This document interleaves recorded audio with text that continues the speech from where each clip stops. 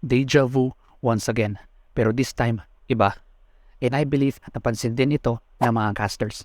Masasabi ko, game number 1 kasi kapag best of 7, parang ano yan eh.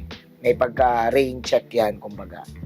Tapos nung game 2, doon ko na rin na-feel eh. Actually kami din ng mga casters, na-feel na namin parang dire-diretso na. And kahit din ako, napansin ko rin dumating sa point na akala mo blacklist tayong lamang, biglang papalag yung echo, boom, lamang na sila. Nung M4, pwede mo i-argue na na-decode talaga ng echo si Blacklist International. Pero sa game na ito, especially sa game number 2, may napansin ako na napasabi ako sa sarili ko, hindi ito code ng Blacklist. Hindi ito yung UB strat or code na alam natin. Ito, yung tatlong bagay na napansin ko kung anong nabago sa dynamics ng laro between Echo Philippines and Blacklist International. Number 1, Shutdown Owl. Simula nung nagkaroon ng heavy emphasis sa tank junglers, pumabor yun sa meta ng Blacklist na utility type, especially sa hero pool ni Oh My Venus. However, dahil ganun yung nature ng lineup nila, dalawa lang yung pwede magbigay ng high damage, Mage at Marksman. Pero mostly nasa Marksman lalo na pag late game. Ibig sabihin, pag tumanggal yung laro, na kay Owl yung bola. So kung pinahirapan mo siya sa early, mahihirapan ng Blacklist pagkabawi. At yun ang nangyari. Nilugi ni Benny ng isang level si Owl, siguro may na-miss na isang card and nakuha ng Echo yung Turtle. Alam mo bakit ang laki ng emphasis ng Echo pag Turtle? Parang lumakas yung bagyo at magwawala yan sa late game.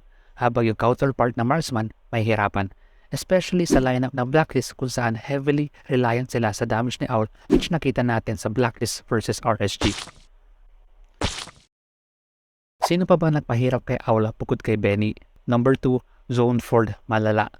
Like legit from Super Marco to Eman.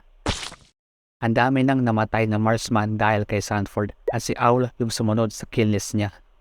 As in siya yung explainer na willing mamatay as long as ma-pick off yung mga priority target.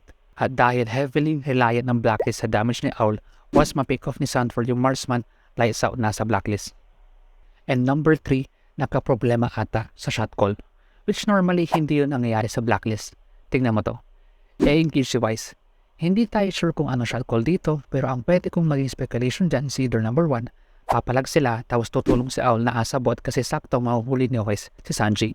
Or number 2, mapakita lang sila para takutin lang yung Eve para makapush si Owl. Nangyari ba yung dalawang option na yun?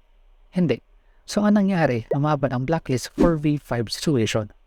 Which is weird, hindi gagawang Blacklist ng call kung saan malulugi sila. Kahit sabihin natin walang vision ng Blacklist kay Sanford, kung kilala mo Echo, alam mong asa Turtle siya. So bakit pumalag? Kasi hindi lang one time nangyari at magkasunod nung nangyaring parang maling shot call. After nung 4v5, napita si Owl and then ganun uli. Same storyline, 4v5 na naman tapos pumalag.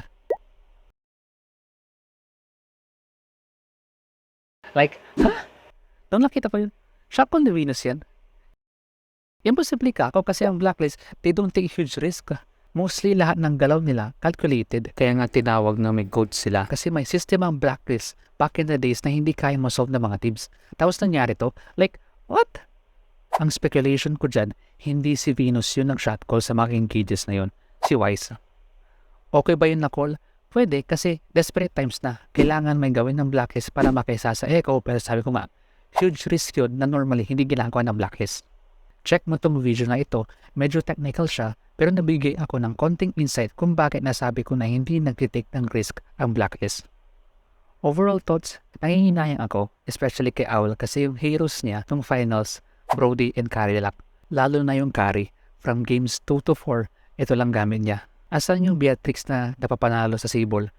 Yung Moskov na pinanalo sa Bren? Or baka may Harit or Lunok sa arsenal niya?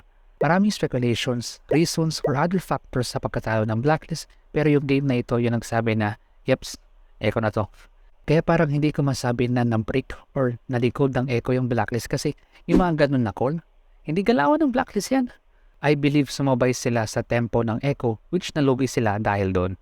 So ako analysis, bahala ko gumawa ng full breakdown analysis ng MPL Philippines Season 11 Grand Finals Games 1 to 4. Abangan nyo ito kasi ilalagay ko siya sa TikTok series. Bale ito yung first big project and first premium content ko. Mostly, kung iti-check mo yung mga previous videos ko, especially sa YouTube, gumagawa ako ng analysis na nakafocus sa isang aspect like key player, strat, or hero.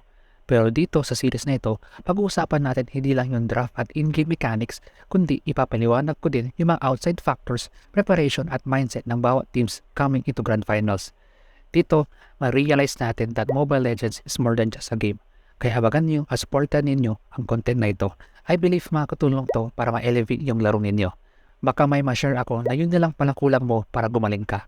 Hoping mai-release ko to bago makumpisa ang MSC. Kaya kung ikaw ay isang aspiring pro player or pro ka na, mapa-high points ka man, low points, no points, o kaya naman gusto mo lang i-elevate yung laro mo to the next level, siguradong makakatulong sa'yo ang series na ito.